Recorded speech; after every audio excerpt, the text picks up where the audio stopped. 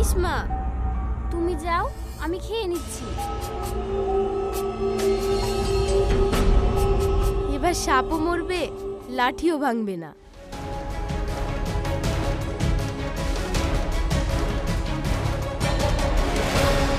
দাঁড়াও শবনম।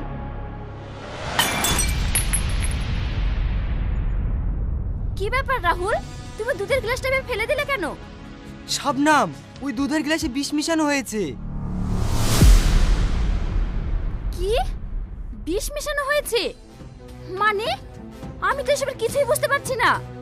বিষ কে মেশাবে রাহুল? তোমার নিশ্চয়ই কোথাও ভুল হচ্ছে। না শবনম, আমার কোথাও ভুল হচ্ছে না। আমি নিজের চোখে দেখেছি তোমার মা তোমার দুধের গ্লাসে বিষ মিশিয়েছে। রাহুল, এসব তুমি কি বলছো? হ্যাঁ শবনম, আমি ঠিকই বলছি। আমি আমাদের বাসরাতের পর থেকে দেখছি উনি ওনার ছেলে মেয়েদেরকে নিয়ে তোমার বিরুদ্ধে কিভাবে ওরা ষড়যন্ত্র করে চলেছে। আমি সব কিছু দেখে সিদ্ধান্ত নিয়েছি যে তুমি আমাকে যতই অবহেলা করো, আমি ঠিক তোমাকে আগলে রাখবো। তাই বলে বিষ মিশিয়ে দেবে আমাকে? না না রাহুল, এটা আমি কি করে বিশ্বাস করি বলো তো? মা চলে যাওয়ার পর এই মাই আমাকে যত্ন করে ছোটবেলা থেকে মানুষ করেছে, আর আজ কিনা সেই মাকেও বিশ্বাস করতে বলছো তুমি? না, আমি পারবো না। দেখো শবনম, আজকে মাকে হঠাৎ করে রান্নাঘরে দেখে আমার সন্দেহ হয়েছিল, তাই আমি আড়াল থেকে সবটা দেখি।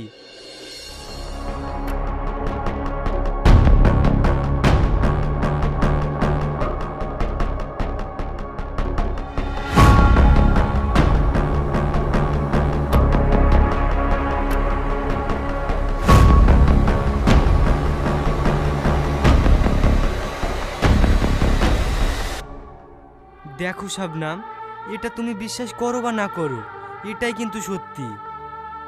আর তুমি দেখো, আমি একদিন ঠিক প্রমাণ করে দেব যে ওরা কিভাবে দিনের পর দিন তোমার বিরুদ্ধে ষড়যন্ত্র করে চলেছে। রাহুল, তুমি এসব কি বলছো? আমার মাথায় কিচ্ছু আসছে না। যাক, ওইসব কথা এখন বাদ দাও।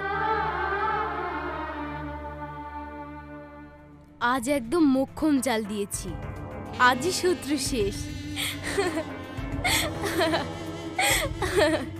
কেন মা, আজ আবার কি করলে? ওই আপদকে দুধের সাথে বিষ মিশিয়ে দিয়েছি, আজই আপদ শেষ। কি সত্যি বলছো মা? হ্যাঁ রে, কিছুক্ষণের মধ্যে পথের কাঁটা সরে যাবে। মা চলো, অনেকক্ষণ তো হয়ে গেল, এতক্ষণ ও মনে হয় মরে ভূত হয়ে গেছে। চলো একবার গিয়ে দেখে আসি। হ্যাঁ মা চলো, আমাদেরকে আবার কান্নাকাটি করতে হবে না।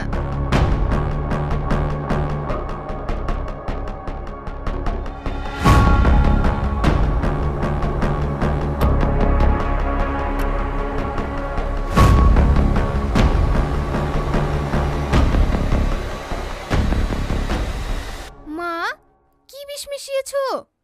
তোমার পথের কাঁটা তো বিষ খেয়ে আরো বেশি তাজা হয়ে গেছে। দিব্য সুন্দর বরের সাথে বসে বসে পিরিত জমাচ্ছি। তাও মরেনি। ঘরে চল।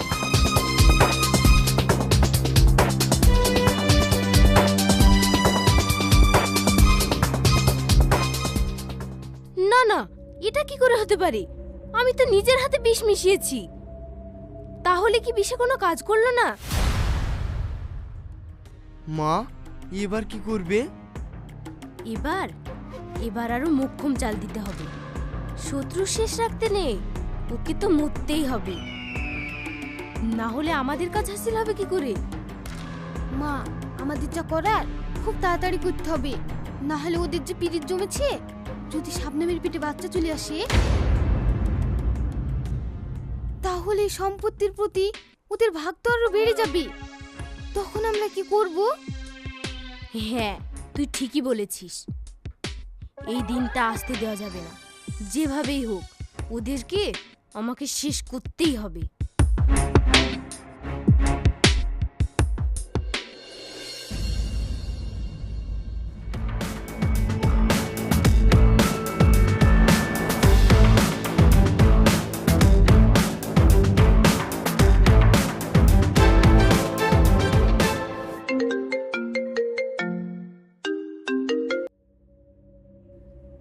আরে জনি বল। শোন, আমি বিজনেসের কিছু কাজের জন্য আবার লন্ডনে ফিরে যাচ্ছি। তুই কিন্তু ওই ছেলেটির খোঁজ রাখিস, খোঁজ পেলে আমায় জানাস। তুই ফিরে যাচ্ছিস? হ্যাঁ রে, ফিরতে হবে, খুবই আর্জেন্ট। ঠিক আছে তুই যা, এদিকে চিন্তা তোকে করতে হবে না। ঠিক আছে, সাবধানে থাকিস।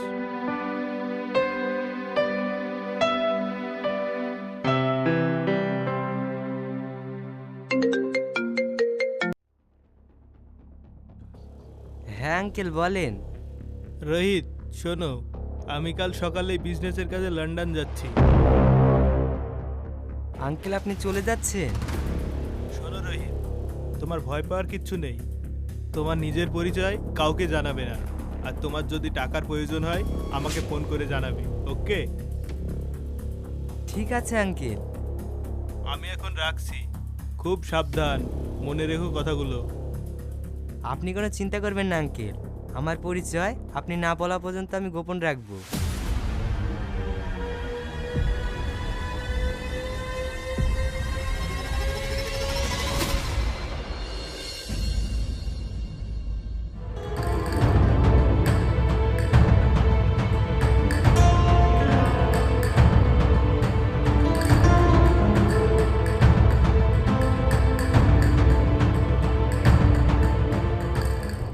কি গো, এতগুলো টাকা নিয়ে গুনতে বসেছো যে?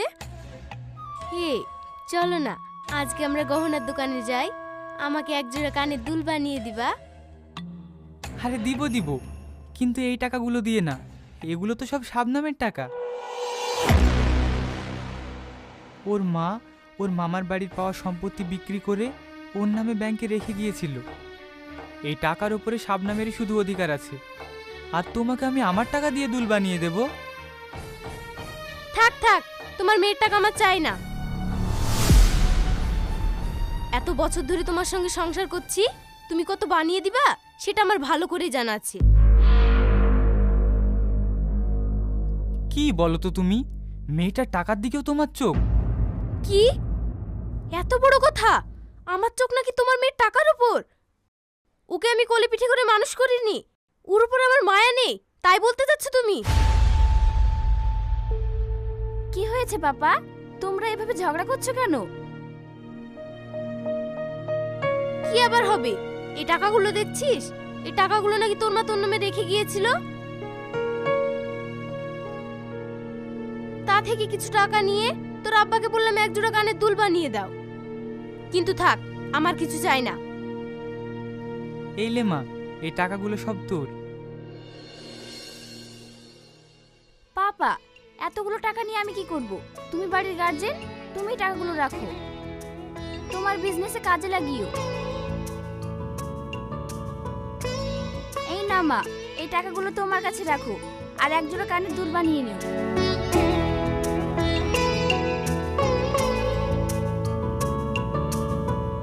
দেখলে, যে মেয়েটাকে তুমি ঘৃণার চোখে দেখো, তার মনটা কত বড়, মনে কোনো লোভ নেই। হ্যাঁ হ্যাঁ, আমি তোর আসল মা না, আমি তোকে ভালোবাসিনি।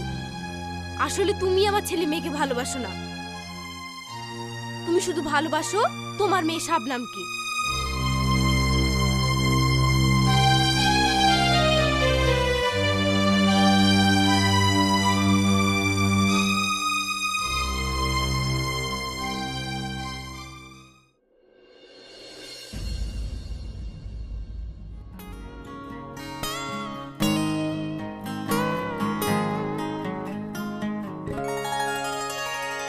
আজ আমার সুন্দরী বউটাকে কত মিষ্টি লাগছে।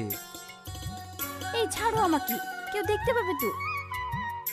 সে পাক, আমি আমার বউকে জড়িয়ে ধরেছি, লোকের বউকে ধরেছে নাকি, তাই ভয় পাবো? আচ্ছা তাই বুঝি? হ্যাঁ সোনা, তাই। দেখো, বেশি বেশি হয়ে যাচ্ছে কিন্তু। রাহুল, ছাড়ো আমাকে, কেউ দেখে ফেলবে তো।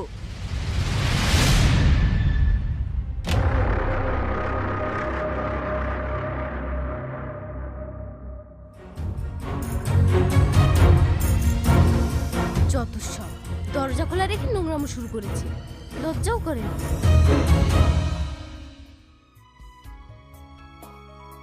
দেখলে তো, বলেছিলাম দরজা খোলা আছে। ছি ছি, মা কি ভাবলো বলো তো? কি আবার ভাববে? ওই মহিলা দেখছি শান্তিতে নিজের বউয়ের সঙ্গেও প্রেমটা করতে দিবে না।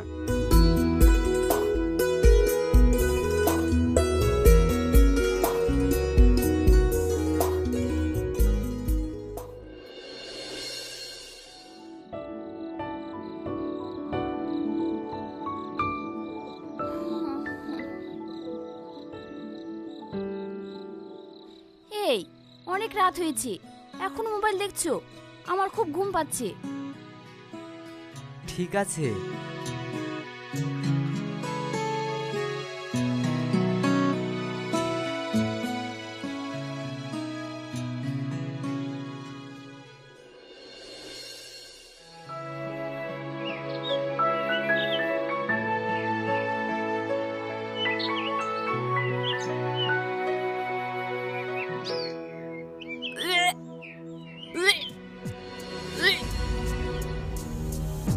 কি হলো শাবনাম? শাবনাম, তুমি ঠিক আছো তো?